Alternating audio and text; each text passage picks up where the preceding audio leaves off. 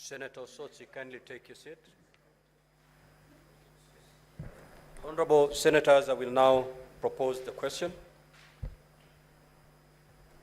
that the National Assembly amendments to the County Government's Additional Allocations Bill, Senate Bills number 19 of 2024, be now considered. The floor is now open. The Honorable Senator Ole Kina Ledama.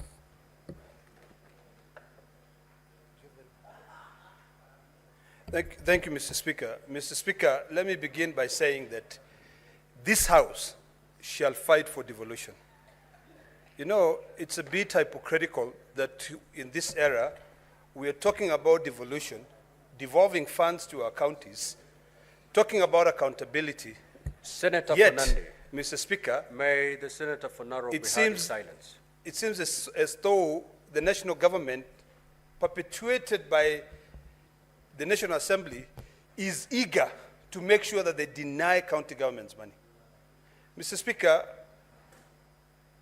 the distinguished senator from Mandera and his committee have continuously reminded this House that when it comes to the issues of resources, all of us must stand firm and reject in totality the work which is done by the National Assembly. Mr. Speaker, our county governments have got roads, you know, feeder roads. We talk about a county like Narok, which is one of the counties that feeds this nation. Our feeder roads, we produce almost 80% of the wheat in this country. Our feeder roads are dilapidated. And now, Mr. Speaker, the National Assembly comes in and decides those additional grants, they are not worth it.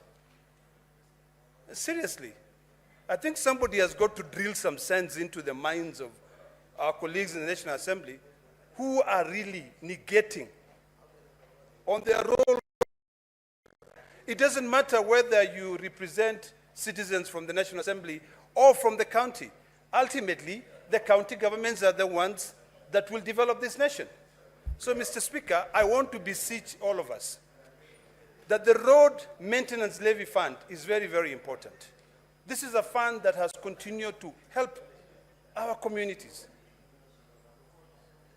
I can see, Anita, you okay? All right.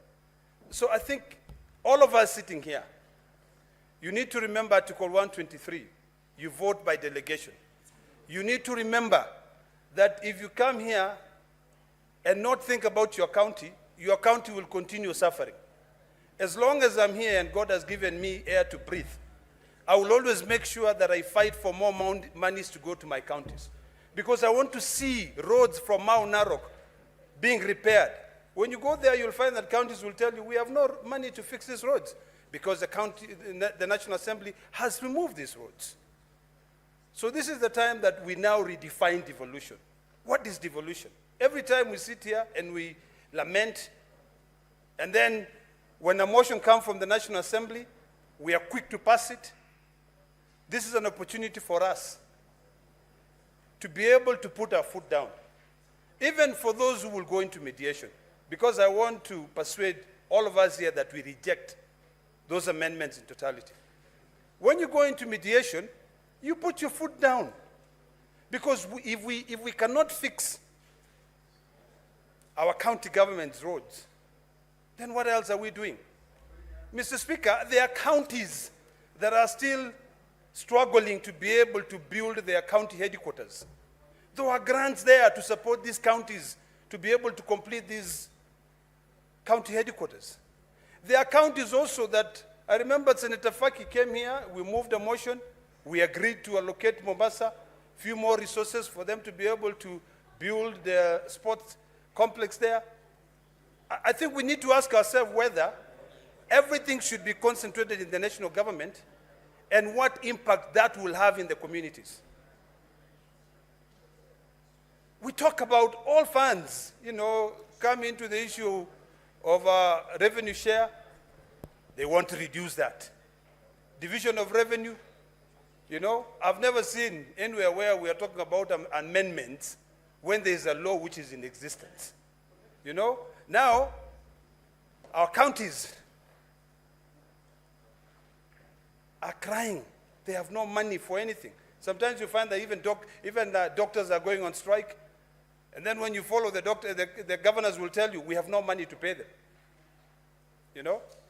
So if we are not diligent and very careful in our work, we will be sitting here and warming our chairs here.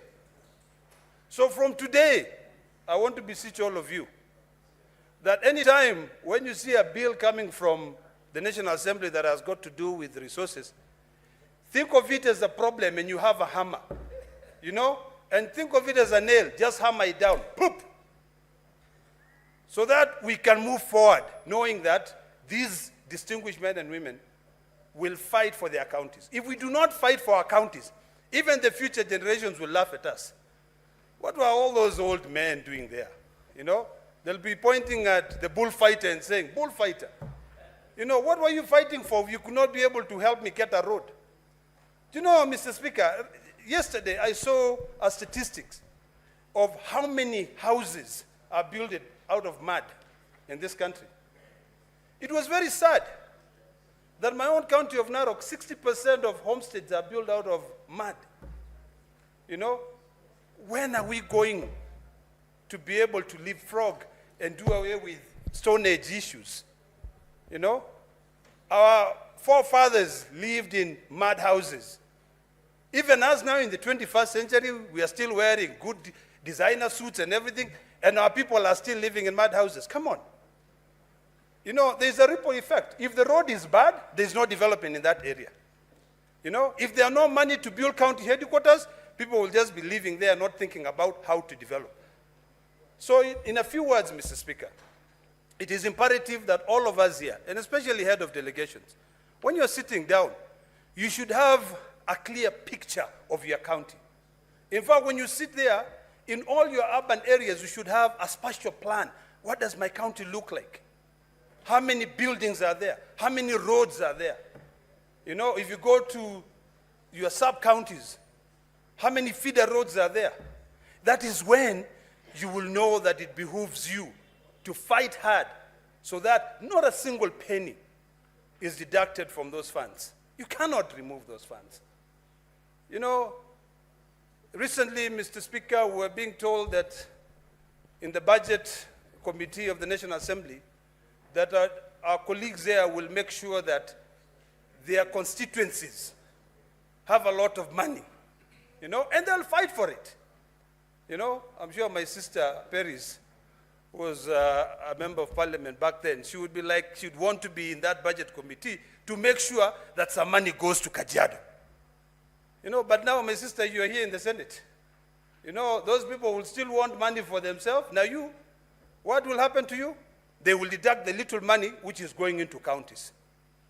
So unless we are all cognizant of the fact that we are here to fight for our counties, you know, we will end up being a laughingstock. So this is the time when we break the protocol and come up with hats, and I'm willing to sponsor, that says reject. And you just sit down there and you say reject. Finally, Mr. Speaker, I want to remind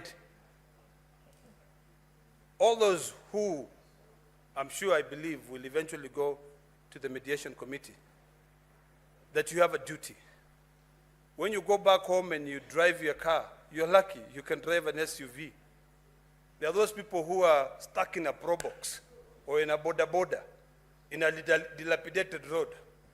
Your SUV will be able to go through, but think of yourself as that person who has been bundled up in a pro box, or there are like 3 or 4 people in a motorbike who are going through bumps and bumps and bumps. Think about their generations.